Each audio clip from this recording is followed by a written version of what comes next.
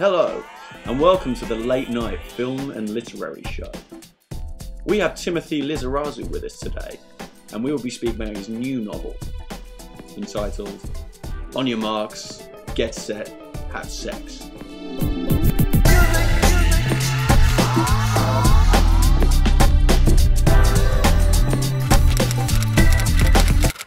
Timothe Lizarazu. He's here with us today. Hopefully we're going to find out a little bit more about him. Timothe, welcome. Well, thank you very much. You are very kind and warm. Lovely, thanks. Timothe, with this book you claim to have invented a new genre of novel combining sport and romance, which you've dubbed sportsmance. Yes. Would you care to speak about this? Yes, of course. Sportmance for me is more, it's like the sex in Come to my house, I show you sport. This is how I would woo a woman or a boy. I would play a little game of badminton, squash. I have a racket here, which was actually given to me by Jeff Banks, the goalkeeper. The book is more than the genre, the sub-genre that I've created, but yes, it is. They're very close, the two, very close, sport and sex. Okay. Some people claim your novels to be perverse, homophobic, sexist and racist. How do you respond to these critics? I say to the people who say I'm a racist that it tends only to be the black people that would say that, because I'm not racist. But to the homosexuals, it is only the ones that are pushing poos that would get aroused or annoyed with me. But also I think that with the sexism, this is only the ladies who say this, and it's absolute shit. Perverse perhaps, and I will revel in it because, you know, what is perverse? What do you say is perverse? To me is perverse, you know, crazy, fucking. Maybe perhaps everybody who buys my novel is a pervert. It's been widely reported that you have a huge affection for animals. Is this true? Well, yes, you are right. I do have the effect on the animals because I do have only one animal, which I keep for myself, and he is a dog. But he is fucking large, like the size of a wardrobe. When it's not full of clothes, you could fit just him in there. His name is Star Trek, and he is a Jackweiler. But no, that's wrong in English. I don't know how you say. No, it's not a dog. No, it is, yes. Dog, yes. And he's my best friend, is Star Trek. He's not with us at the moment. He's somewhere else, but he's coming back very soon, one day. So. What else you do? Nothing else. You write about everything, because you forget it quick. So you put it on. But I find myself taken over when I write. It's like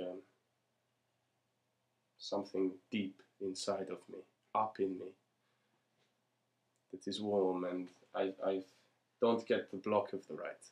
Never. Writing blocks is not one of my problems, because I am flowing like a river, flowing in and out of you and me all day.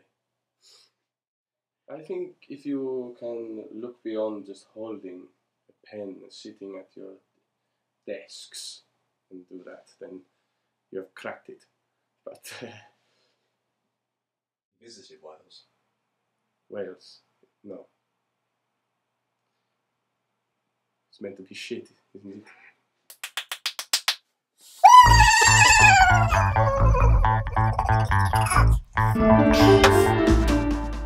So, Timothe, you've sold millions of books worldwide.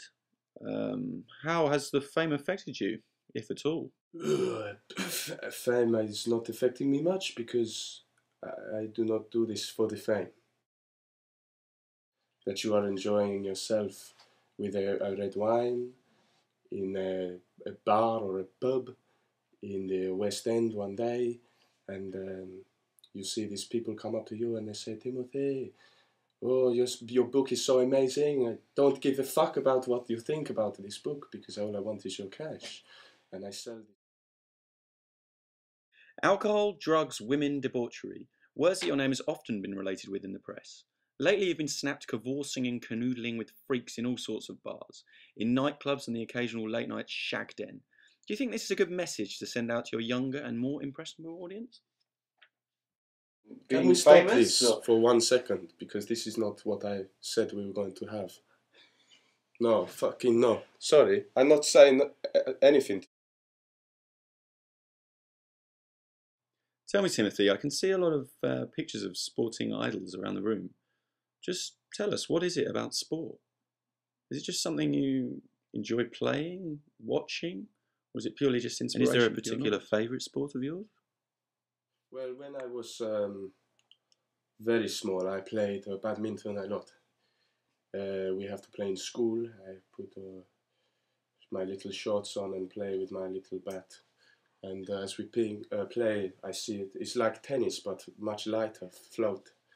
With a shuttlecock, you said, here. And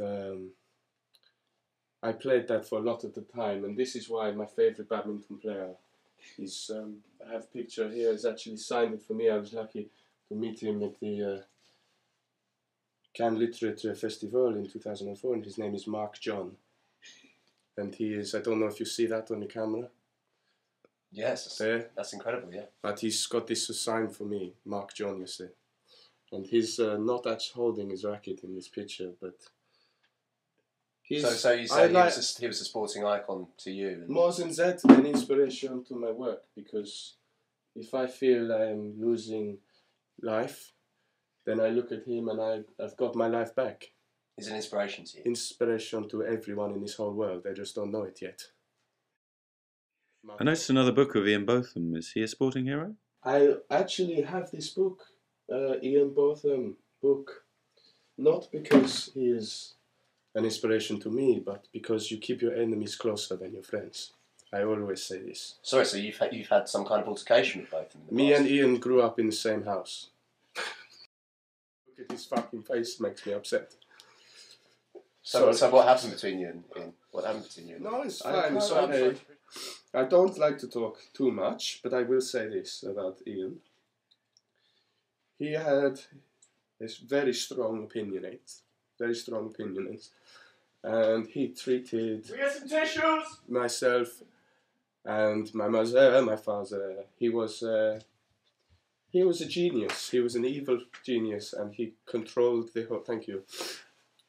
He's very controlling of people, and he made this one day. He made this device that controls minds, and I still believe that he's controlling part of my mind.